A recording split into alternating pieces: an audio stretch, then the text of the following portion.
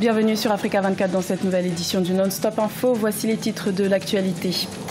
L'Union africaine vise une plus grande autonomie et mise sur plus d'efficacité. L'institution panafricaine veut se réformer en profondeur et prévoit plusieurs actions en 2019 pour parvenir à cet objectif. Les indicateurs de la croissance économique rwandaise sont au vert. Les prévisions indiquent une croissance de 7,8% en 2019 contre 7,2% en 2018 grâce à 3 secteurs moteurs. Et la Côte d'Ivoire déclare la guerre aux cliniques clandestines. Les autorités ont ordonné un contrôle sanitaire le 3 janvier dans le district d'Abidjan pour mettre fin à l'exercice illégal de plusieurs centres de santé.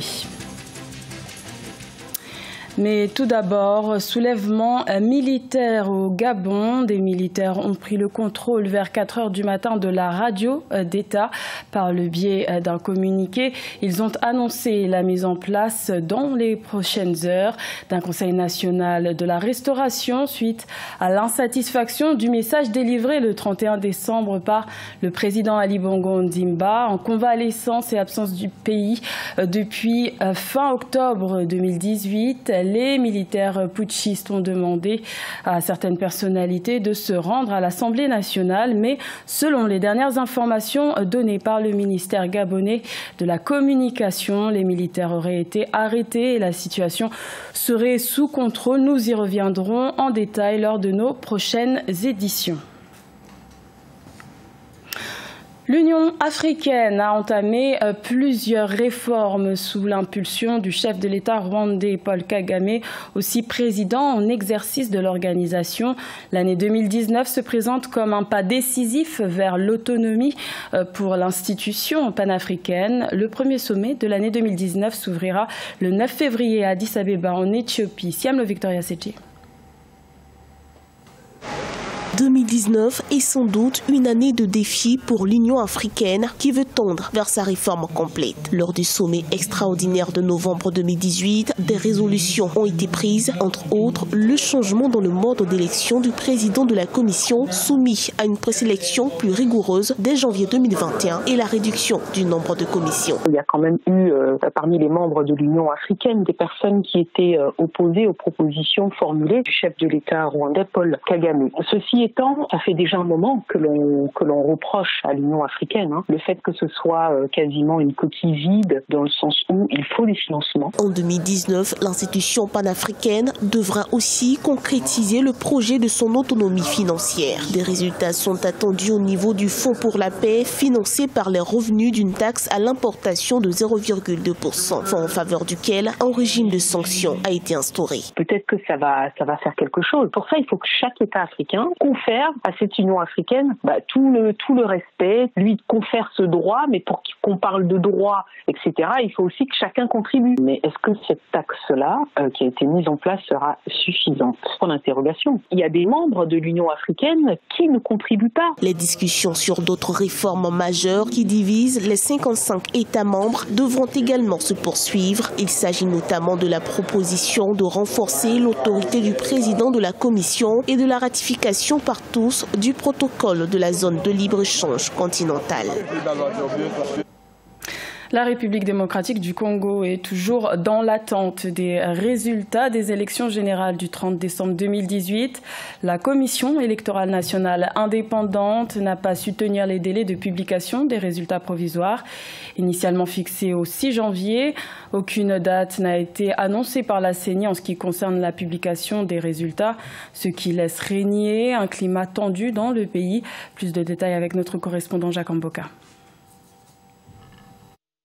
La Commission électorale nationale indépendante, par son président Corneille Nangaa, affirme dimanche 6 janvier 2019 avoir déjà effectué 53% des opérations de compilation des résultats des scrutins combinés du 30 décembre 2018. Aucune date n'a été avancée quant à la publication de ces résultats, ce qui va certainement demander encore aux Congolais un peu plus de patience. C'est justement dans ce contexte que du côté de l'opposition, particulièrement de la MOUCA, la coalition qui soutient la candidature de Martin Fayulu à la présidentielle, exerce une certaine pression pour justement procéder au plus vite à la publication des résultats des scrutins du 30 décembre.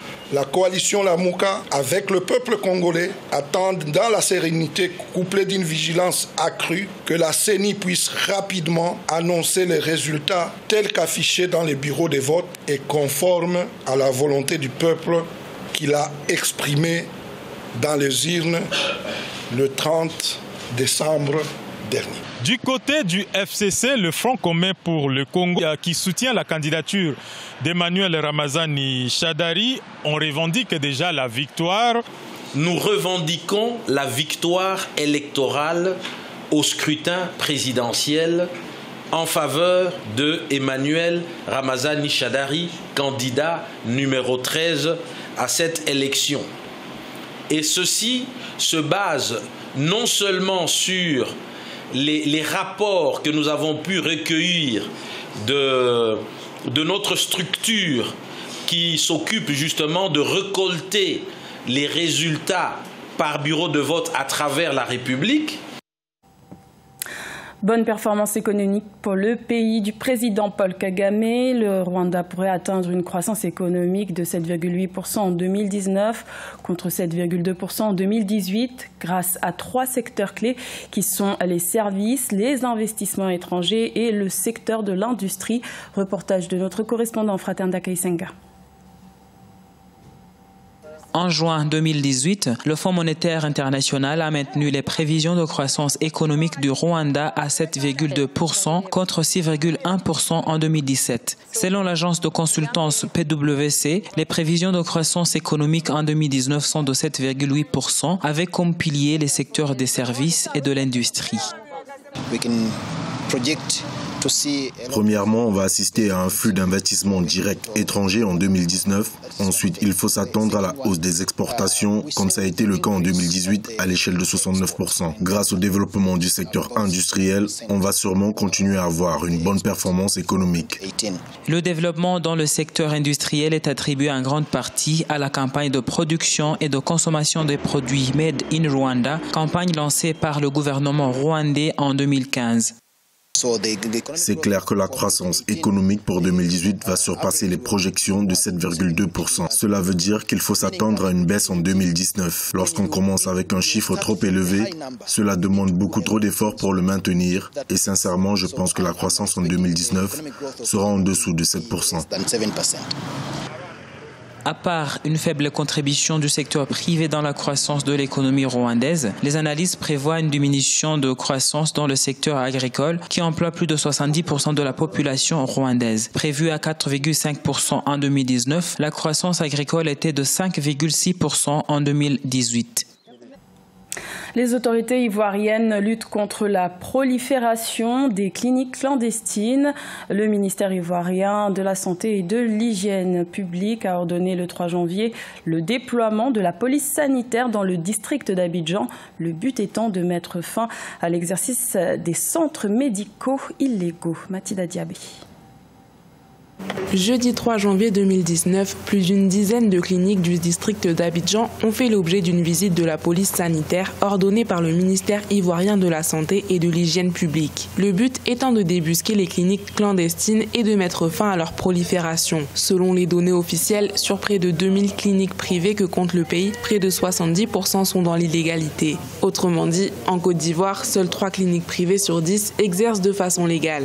Le ministre Aka Awele déploie la police sanitaire sur le Grand Abidjan pour lutter contre les établissements sanitaires clandestins. Cette action contre la prolifération des cliniques privées clandestines vise à lutter contre la mauvaise qualité de soins offerts aux populations dans ces officines de santé. Il s'est agi au cours de ces visites inopinées de faire un contrôle administratif et technique. Les autorités ivoiriennes comptent étendre ce contrôle à l'ensemble du territoire. L'implantation de cliniques clandestines en milieu rural notamment est d'autant plus préoccupante qu'elle constitue parfois la seule prise en charge sanitaire pour les populations locales. Il faudrait que la législation soit beaucoup plus dure et que les acteurs, que ce soit du garçon de salle à la sage-femme et aux médecins qualifiés et à la population elle-même, qui soient tous sensibilisés quant à aller à exiger aussi des soins de qualité. Mais il faudrait aussi qu'ils donnent une part significative du budget national à la santé, parce que 5% du budget total de la Côte d'Ivoire pour la santé publique de tout le pays, c'est vraiment insignifiant. Les cliniques clandestines repérées à l'issue du contrôle effectué jeudi 3 janvier 2019 ont fait l'objet d'une mise en demeure, d'une convocation pour certaines et d'une fermeture pour d'autres. Ce journal a été réalisé par l'ensemble de la rédaction. Merci de votre fidélité. L'information continue sur Africa 24.